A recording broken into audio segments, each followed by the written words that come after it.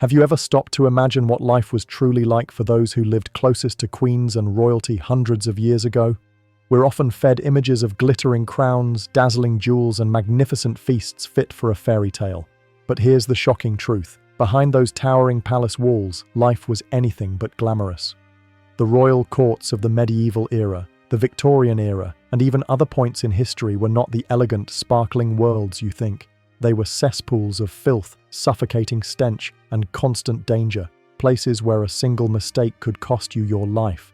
And who bore the brunt of this hidden misery? The very people who served the queens closest, their loyal servants. Today, we're tearing down the curtain of royal perfection and exposing the disturbing reality that history rarely dares to tell. Brace yourself, because what you're about to hear will shatter every fairy tale fantasy you've ever had about queens and their courts. This is going to get dark and downright disturbing.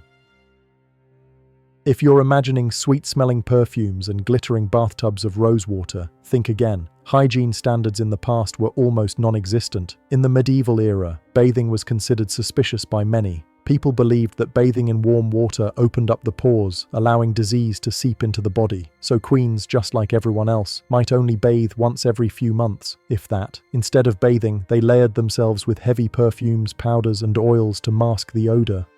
Now imagine being the servant responsible for dressing them. You weren't just helping them into their gowns.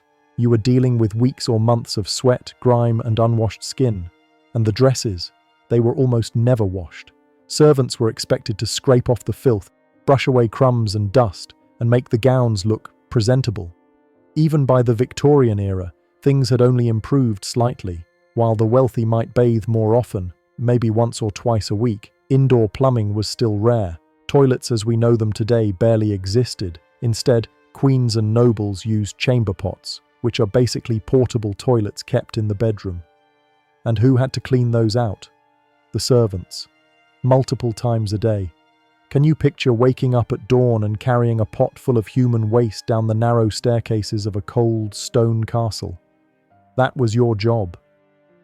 If you think your garbage can smell bad after a week, imagine the scent of a royal court where hundreds of people were packed together without proper sanitation. The air in a queen's chambers would be a mixture of stale sweat, unwashed hair, perfume, rotting food, and the chamber pot in the corner. Servants were constantly surrounded by this stench, and there was no escaping it. To make matters worse, servants often had to sleep in cramped quarters near kitchens or stables. The smell of smoke, animal manure, damp straw, spoiled food, and garbage would cling to their clothes and hair. Some servants worked for so many years in these conditions that they lost their sense of smell entirely. And remember, this was before deodorant or toothpaste. Most people's breath was foul, and their bodies smelled even worse. Imagine having to lace up a queen's corset while standing inches away from a month-old sweat stain. Being a servant wasn't just degrading, it was often a death sentence. In an age when basic hygiene was almost non-existent, disease spread faster than rumors in a royal court. Servants were the ones tasked with handling the filth no one else would touch. Dirty laundry caked with sweat and blood, unwashed bedding crawling with vermin, and chamber pots brimming with waste. Every day meant direct contact with bodily fluids that could easily carry deadly illnesses. Smallpox, tuberculosis, and even the plague haunted the halls of noble estates, and servants were almost always the first to fall ill. They lived and worked in cramped quarters where sickness passed from one person to the next like wildfire. Parasites were everywhere. Lice, fleas, and bedbugs thrived in the folds of royal garments and mattresses. And if your queen or master had lice, it was your job to painstakingly remove them, all while risking the little monsters leaping straight into your own hair. Unlike their wealthy employers, servants had no real access to doctors or treatments. If they became sick or too weak to work, they were often left to suffer in silence.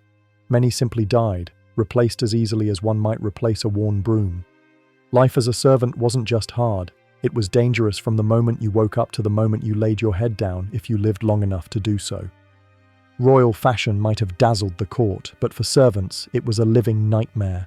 Queens were expected to wear enormous gowns made from the finest silk, velvet, and intricate embroidery. These weren't just dresses, they were architectural feats. With layers upon layers of fabric, the outfits could weigh over 30 pounds, making them as cumbersome for servants as they were for the queens themselves. And here's the worst part, these garments were rarely, if ever, properly washed. Instead, servants had to painstakingly air them out, brush away dirt, and douse them with perfumes in a desperate attempt to mask the odor of sweat and decay. The situation with undergarments was even more disturbing. Queens might wear the same set for days, sometimes weeks, without changing. By the time a servant was allowed to remove them, they would often find angry rashes, festering sores, or infections caused by the sheer lack of cleanliness. Servants were expected to handle these soiled clothes with steady hands, even as the stench clung to them long after the work was done. Dressing a queen wasn't a quick affair either. Every button had to be fastened perfectly, every lace tightened just right, and every ribbon meticulously tied. One wrong move, one misaligned seam, could provoke the queen's fury, and that could mean punishment, humiliation, or even dismissal. For servants, the act of dressing royalty wasn't just tedious, it was a high-pressure test they had to pass every single day. Life as a servant wasn't just exhausting, it was absolute servitude. From the moment the sun rose until long after it set, your life revolved entirely around your queen's needs. There were no weekends, no holidays, and certainly no days off. Sleep was a luxury, and the meager wages you received barely kept you alive. Privacy? That didn't exist. Your life was not your own, it belonged to her. If the queen called for you in the middle of the night, you came running, no matter how tired or sick you were. If she ordered you to hold the chamber pot while she relieved herself, you obeyed without flinching. There was no such thing as saying no, and the consequences for failure were brutal. A single mistake, a moment of hesitation, or a perceived slight could change your life instantly. Some servants were beaten as punishment, while others were dismissed without pay. For the poor, losing a position wasn't just humiliating, it could mean starvation, homelessness, or worse. The threat hung over you every second of the day: obey or face ruin. In this world, loyalty wasn't a choice, it was survival. You might wonder, why didn't they just leave? But for most servants, the harsh reality was that life beyond the palace gates was even more brutal. Inside the palace, at the very least, they had a roof over their heads and something to eat, even if it was little more than stale bread or scraps from the royal table. Walking away meant facing a world where poverty, hunger, and homelessness were almost guaranteed. There were no safety nets, no charities ready to take them in. For many, the palace was the lesser of two evils, but that choice came at a devastating cost. Servants lived in constant exposure to filth and disease, their bodies battered by years of relentless labor. The endless lifting, scrubbing, bending, and hauling took its toll. Malnutrition weakened them further, making even minor illnesses deadly. Many never lived long enough to see old age, their lives burned out quickly under the crushing weight of service. For those trapped in this cycle, the palace wasn't a place of grandeur, it was a gilded cage, one they could never truly escape. How did servants endure a life so harsh, so unforgiving? The truth is, many simply shut down parts of themselves to survive. Some carried small pouches of herbs, flowers, or scented cloths tucked into their sleeves or pockets to mask the stench of filth that clung to their daily work. Others found solace in one another, forming deep bonds with fellow servants who understood the same struggles. In a world where their voices didn't matter, these friendships became lifelines. Small pockets of humanity in an otherwise merciless existence. But even these coping methods could only dull the pain, not erase it. The reality was inescapable.